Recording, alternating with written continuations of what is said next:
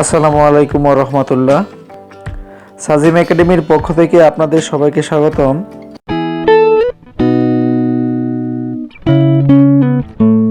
আজ আমরা অনুক্রম এবং ধারা গণিত বিষয়ের অনুক্রম এবং ধারা কি, অনুক্রম এবং ধারার মধ্যে কি পার্থক্য, কি কি পার্থক্য হতে পারে, কিভাবে আমরা অনুক্রম এবং ধারা চিনব, এই সম্পর্কে আমরা বেসিক যে আলোচনাগুলো রয়েছে সেই আলোচনাগুলো করব। তাহলে চলো আমরা আমাদের মূল অংশে চলে যাই। সুপ্রিয় শিক্ষার্থীরা, তাহলে চলো আমরা অনুক্রম সম্পর্কে প্রথমে জেনে নেই। অনুক্রম জিনিসটা কি? দেখো, অনুক্রম বা সিকোয়েন্স, অনুক্রম বা সিকোয়েন্স যদি কতগুলো সংখ্যা বা রাশিকে একটি নির্দিষ্ট নিয়মে সাজানো হয় তাহলে সংখ্যা বা রাশিগুলোর সেটকে অনুক্রম বলা হয়। আমরা অষ্টম শ্রেণীতে যে প্যাটার্নের অঙ্কগুলো করেছি সেগুলো মূলত অনুক্রম। দেখো এখানে দেখো, উদাহরণ 1 হিসেবে আমরা যে অঙ্কটি নিয়েছি সেটি হলো 1, 3, 5, 7 এবং 9। এটি একটি অনুক্রম যা 1 থেকে শুরু হয়েছে এবং প্রতিবার 2 করে বৃদ্ধি পাচ্ছে। দেখো 1 থেকে 3 কত বেশি? 2 বেশি। 3 থেকে 5 2 বেশি। 5 থেকে 7 2 বেশি। 7 থেকে 9 কত বেশি? 2 বেশি। তাহলে প্রতি ক্ষেত্রে এটি একটি নির্দিষ্ট নিয়ম মেনে চলতেছে, প্রতিবার সংখ্যাগুলো 2 করে বাড়ছে। অনুক্রমের প্রতিটি সংখ্যা বা রাশিকে পদ বলা হয়। এখানে দেখো, অনুক্রমের প্রথম পদ হলো 1, দ্বিতীয় পদ কত আছে? 3, তৃতীয় পদ হলো 5, চতুর্থ পদ 7, পঞ্চম পদ 9। পরের 3টা ডট দিয়ে, এখানে দেখো এই ডট চিহ্ন দিয়ে এভাবে চলতে থাকবে, এভাবে বোঝানো হয়েছে। দেখো যেহেতু এখানে 9 আছে তাহলে এবং প্রতিবার সংখ্যাগুলো 2 করে বৃদ্ধি পাচ্ছে, তাহলে এই অনুক্রমের পরবর্তী সংখ্যাটি হবে 9 + 2 অর্থাৎ 11। এখন চলো আমরা পরবর্তী আরেকটি উদাহরণ দেখে নেই। দেখো উদাহরণ 2, 1, 4, 7, 10, 13, 16, 19 আর 22। আমরা যদি এইভাবে আরো অনেকগুলো লিখতে পারবো। তাহলে দেখো যে ব্যাপারটা, এখানে 1 এবং 4 এদের মধ্যে পার্থক্য কত? 3। 4 এবং 7 এর মধ্যে পার্থক্য কত? 3। 7 এবং 10 এর মধ্যে পার্থক্য 3, এর মাঝে পার্থক্য 3, এর মাঝে 3, এর মাঝে 3, এর মাঝে 3। এখন এটি একটি অনুক্রম। দেখো এটি একটি নিয়মে সাজানো, অর্থাৎ প্রত্যেকটি পদ দেখো, এখানে দ্বিতীয় পদ দেখো তার প্রথম পদ থেকে 3 বেশি, তৃতীয় পদ দ্বিতীয় পদ থেকে 3 বেশি। এভাবে যদি একটি নিয়ম মেনে চলে তাহলে একে আমরা কি বলবো? একে বলবো আমরা অনুক্রম। এই অনুক্রমের প্রতিটি সংখ্যার মধ্যে পার্থক্য হলো 3, অর্থাৎ প্রতিটি সংখ্যার সাথে আমরা যদি 3 যোগ করি তাহলে পরবর্তী সংখ্যা পেয়ে যাব। একের সাথে 3 যোগ করলে আমরা 4 পাবো, 4-এর সাথে যদি আমরা 3 যোগ করে দিই তাহলে 7 পাবো। এভাবে চলতে থাকবে। এখন উদাহরণ 3 হিসেবে আমরা যে অঙ্কটি দেখব সেটি দেখো, এখানে উদাহরণ 3, 3, 8, 13, 18 এবং 23। দেখো 3 থেকে 8 কত বেশি? নিশ্চয়ই 5 বেশি, নিশ্চয়ই 5 বেশি।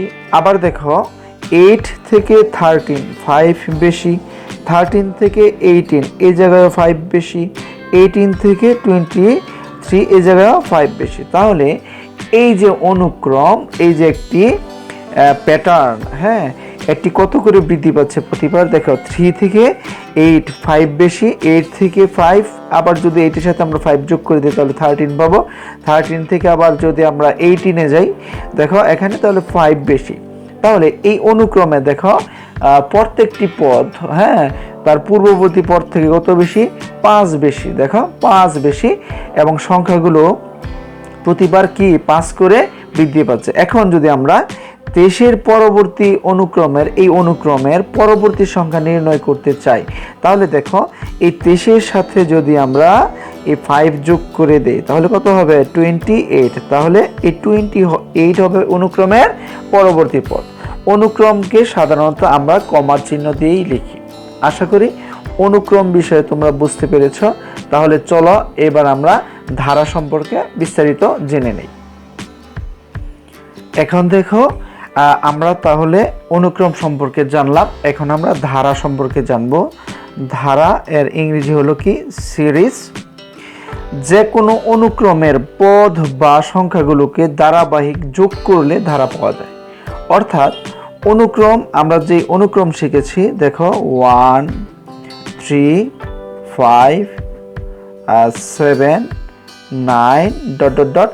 এখন যদি আমরা এই অনুক্রমগুলোর মাঝে, এটি একটি অনুক্রম, এই সংখ্যাগুলোর মাঝে বা এই পদগুলোর মাঝে যদি আমরা যোগ চিহ্ন দিয়ে দেই, এইভাবে যোগ চিহ্ন দিয়ে দিই, তাহলে এটি কি হয়ে যাবে? এটি একটি ধারা হয়ে যাবে। তাহলে অনুক্রম এবং ধারার মধ্যে মূল পার্থক্য তোমরা নিশ্চয়ই বুঝতে পেরেছো। অনুক্রমের মাঝে পদগুলো কমা চিহ্ন দিয়ে থাকবে এবং ধারার মাঝে পদগুলো প্লাস চিহ্ন দিয়ে থাকবে। তাহলে এখন চলো আমরা দেখি ধারা কত ধরনের ধারা হতে পারে। দেখো ধারা দুই ধরনের হতে পারে।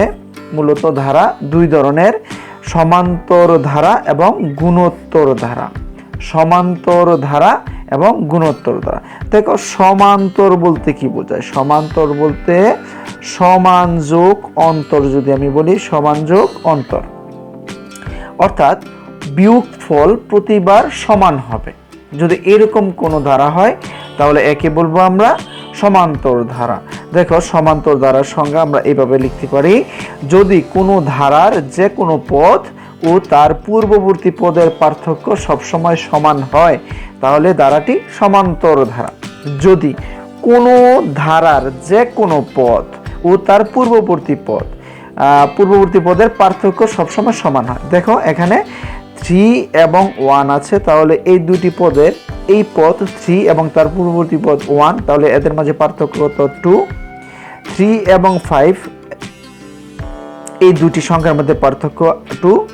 5 এবং 7 এই দুটি পদের মধ্যে পার্থক্য 2। এইভাবে চলতে চলতে সে একটি ধারা কমপ্লিট করছে। এখন দেখো আমরা একইভাবে যদি এভাবে লিখতে পারি সমান্তর ধারা 2 plus 4 plus 6 plus 8 plus dot dot dot dot, এটিও একটি সমান্তর ধারা। কিভাবে? দেখো এখানে 2 থেকে 4 কত বেশি? যদি আমরা পার্থক্য করে দিই দ্বিতীয় পদ থেকে তার পূর্ববর্তী পদ প্রথম পদ, তাহলে এখানে হবে 2। আবার দেখো তৃতীয় পদ থেকে দ্বিতীয় পদ বিয়োগ করে দেয় তাহলে হবে 2। এখন 8 থেকে 6 বিয়োগ করলো 2, তাহলে এটিও কি ধারা? এটিও একটি সমান্তর ধারা। দেখো প্রতিবার তাদের দুটি পদের মাঝে অন্তর বা পার্থক্য কত করে আছে? 2 করে আছে। আশা করি তোমরা সমান্তর বুঝতে পেরেছো। সমান্তর সমান যোগ অন্তর, প্রতিবার বিয়োগফল সমান হবে। সোজা সাপটা হিসাব, আশা করি তোমরা বুঝতে পেরেছ। প্রতিবার সমান হারে অর্থাৎ বিয়োগফল সমান হবে। এখন চলো আমরা গুণোত্তর ধারা সম্পর্কে চিনি বা জানি। দেখো গুণোত্তর ধারা, যদি কোনো ধারার যে কোনো পদ ও তার পূর্ববর্তী পদের অনুপাত, যে কোনো পদ ও তার পূর্ববর্তী পদের অনুপাত সবসময় সমান হয়। আগেরটার মাঝে কি সংজ্ঞা ছিল? পার্থক্য সমান হয়। আর এইবার গুণোত্তর ধারার মাঝে কি সমান হতে হবে? যদি এদের অনুপাত সমান হয় তাহলে ধারাটিকে বলা হবে গুণোত্তর ধারা। কেমন এটা কেমন হতে পারে? দেখো এখানে যে ধারাটি আছে 1 3 9 27 প্লাস ডট ডট ডট, এইভাবে একটি ধারা লিখে হয়েছে, এটি একটি গুণোত্তর ধারা। দেখো এখানে আমরা যদি যে কোনো পদ, অর্থাৎ যদি আমরা এই প্রথম পদ বিবেচনা করি, প্রথম পদ 1 এবং তার পরবর্তী পদ তার যে কোনো পদ, আর 3 এবং 1 বিবেচনা করি আমরা, 3 এবং 1, তাহলে যে কোনো পদ 3 তার পূর্ববর্তী পদ 1। দেখো এর মাঝে আমাদের অনুপাত কত হয়? অনুপাত মানে আমরা যদি ভাগ করে দিই তাহলে কত হবে? অনুপাত 1/3 হবে। যদি ভাগ করে দিই যে কোনো পদ ও তার পূর্ববর্তী পদের অনুপাত দেখো সবসময় সমান হবে, 1/3 হবে। একইভাবে যদি আমরা 9 এবং 3 বিবেচনা করি, 9 এবং 3 এবং 9কে যদি নেই তাহলে দেখো 3 9, তাহলে কাটাকাটি করলে 1/3 হবে, 1/3। তাহলে এই জায়গায় 1/3, এই জায়গায় আমরা কত পাচ্ছি? 1/3 পাচ্ছি। দেখো একইভাবে, হ্যাঁ। তাহলে আমরা এখানে দেখো প্রতিবার এখানে অনুপাত যত, এই জায়গায় অনুপাত তত, এখানেও অনুপাত তত। যদি অনুপাত সমান হয়, এরকম যদি কোনো ধারার যে কোনো পদ ও তার পূর্ববর্তী পদের অনুপাত সবসময় সমান হয়, তাহলে ধারাটিকে বলা হবে গুণোত্তর ধারা। তাহলে এখন চলো আমরা ধারার আরো দুই একটি সংজ্ঞা রয়েছে, সসীম ধারা, অসীম ধারা, এই দুটি সম্পর্কে আমরা একটু জেনে নিই। প্রিয় শিক্ষার্থীরা, তাহলে তোমরা যখন নবম দশম শ্রেণীতে সাধারণ গণিত 13 অধ্যায় করবে ধারার, সেখানে তোমরা পাবে সসীম ধারা, এবং যারা উচ্চতর গণিত করবে তারা সপ্তম অধ্যায়, সেখানে পাবে তোমরা অসীম ধারা। তাহলে সসীম ধারা বা শান্ত ধারা বলতে কি বোঝায় আর অসীম ধারা বলতে কি বোঝায় সেটা সম্পর্কে চলো আমরা একটু জেনে নিই। দেখো, ধারার পদের সংখ্যার উপর ভিত্তি করে, কিসের উপর? ধারার পদের সংখ্যার উপর ভিত্তি করে ধারাকে দুই ভাগে ভাগ করা যায়। একটি হলো সসীম ধারা বা শান্ত ধারা। সসীম বা শান্ত, সসীম মানে যার সীমা নির্দিষ্ট, সসীম। হ্যাঁ, আর অসীম ধারা হলো যার সীমা কি নির্দিষ্ট নয়, যে কোনো পর্যন্ত হতে পারে, অনন্ত পর্যন্ত। হ্যাঁ, অসীম ধারা। তোমরা অসীম ধারা উচ্চতর গণিতে তোমরা অসীম ধারা করবে। হ্যাঁ, যার নবম দশম শ্রেণীতে বা এসএসসি পরীক্ষার্থী রয়েছে, তোমাদের উচ্চতর গণিতে সপ্তম অধ্যায়টা হলো অসীম ধারা সম্পর্কে, অসীম গুণোত্তর ধারা। আর নবম দশম শ্রেণীতে সাধারণ গণিত বিষয়ে 13 অধ্যায় যেটি রয়েছে, 13 অধ্যায়, এটি তোমরা 13তম অধ্যায় বা 13 অধ্যায় পাবে। আর এটা উচ্চতর গণিতের তোমরা এটা সপ্তম অধ্যায়ে পাবে, অসীম ধারার গুণোত্তর ধারা আর কি। তাহলে চলো এখন আমরা সসীম ধারা বা শান্ত ধারা, ফাইনাইট সিরিজ, হ্যাঁ, যার সীমা আছে, যে ধারার পদ সংখ্যা নির্দিষ্ট তাকে সসীম বা শান্ত ধারা বলা হয়। যে ধারার পদ সংখ্যা কি নির্দিষ্ট, কতটি পদ হবে এটা আগে থেকে নির্দিষ্ট। যদি এরকম কোনো ধারা হয় তাহলে একে বলা হবে সসীম ধারা বা শান্ত ধারা। যেমন এখানে দেখো আমরা ধারা লিখে রেখেছি, এটি দেখো, এটি হলো সমান্তর ধারা, এটি দেখো গুণোত্তর ধারা। দেখো 1 থেকে 3 যদি আমরা কত, এই দুটি সংখ্যার মধ্যে পার্থক্য কত আছে? 2, এখানেও 2, এখানেও 2। হ্যাঁ, প্রতিবার 2। আর এখানে দেখো অনুপাত, এই দুটি সংখ্যার মাঝে অনুপাত সমান হবে, পার্থক্য কিন্তু সমান না। দেখো 2 এবং 3 এবং 1 এই দুটি সংখ্যার মধ্যে পার্থক্য 2, 9 এবং 3 এই দুটি সংখ্যার মধ্যে পার্থক্য কত? বিয়োগ করলে কত হবে? 6 হবে। তাহলে দেখো এখানে আমরা পার্থক্য পাচ্ছি 2, এখানে পার্থক্য পাচ্ছি 6। তার মানে এটি কি নয়? সমান্তর ধারা নয়।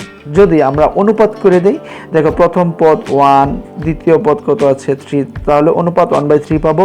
এখন দেখো যদি আমরা এই দুটি সংখ্যার মাঝে 3 এবং 9 এর মাঝে অনুপাত করি, তাহলে কত হবে? 3/9, কাটাকাটি করলে 1/3 হবে। তাহলে এটি গুণোত্তর দ্বারা। এখন এটি সমান্তর দ্বারা এবং এটি গুণোত্তর দ্বারা, এটি সসীম সমান্তর দ্বারা বা শান্ত দ্বারা। অর্থাৎ এর দেখো একটি নির্দিষ্ট রেঞ্জ বা সীমা আছে, কত পর্যন্ত যেতে পারবো আমরা, এরকম ভাবে 7, তারপর একটা হবে কত 9 যোগ 11 যোগ, এভাবে যেতে যেতে আমরা 19 পর্যন্ত যাব। তার মানে এই 19 হলো তার সর্বশেষ পদ। তার মানে এই পদটা কি নির্দিষ্ট।